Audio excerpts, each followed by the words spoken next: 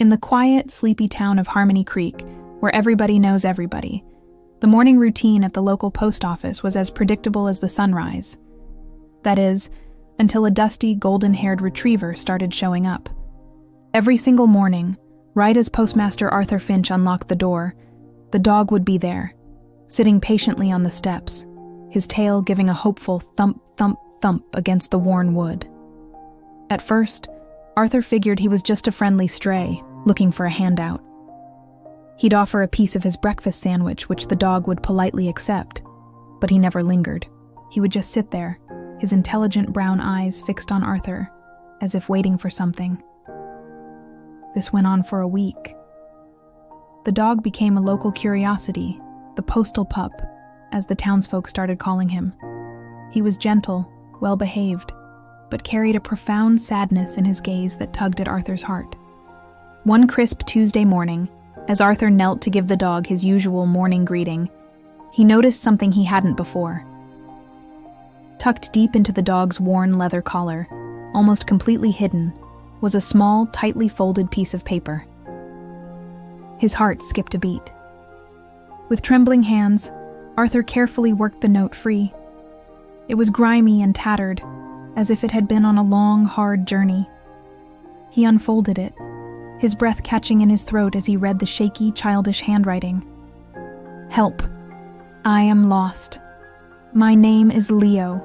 I am in the old Miller cabin by the Whispering River. My leg is hurt." A chill ran down Arthur's spine. Leo Miller. The 10-year-old boy who had vanished during a family camping trip 2 weeks ago. The search parties had combed the entire national park, turning up nothing. The whole town had feared the worst. And now, this incredible dog, this faithful, determined creature, had brought them the one thing they had all but given up on: hope. Arthur didn't waste a second. He burst back into the post office, shouting for his clerk to call Sheriff Brody. He held up the note, his voice shaking with a mix of shock and adrenaline. Within minutes, the post office was swarming with police and volunteer rescuers. The dog, who they now knew was Leo's loyal companion, Buster, seemed to understand the shift in energy. He perked up, letting out a series of short, excited barks.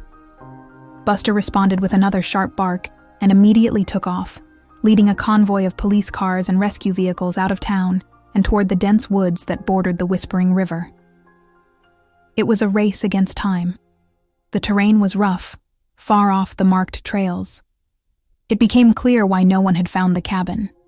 It was dilapidated and nearly swallowed by the forest. Buster didn't hesitate, bounding through the thick underbrush, looking back every so often to make sure the humans were still following.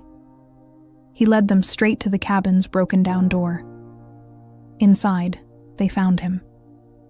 Leo was pale and weak, his leg crudely splinted, but he was alive. He was huddled under a threadbare blanket, and when he saw Buster, followed by the sheriff, his eyes filled with tears. "Buster," he whispered, his voice hoarse. The story that unfolded was one of incredible survival and unwavering loyalty. Leo had fallen into a ravine, breaking his leg.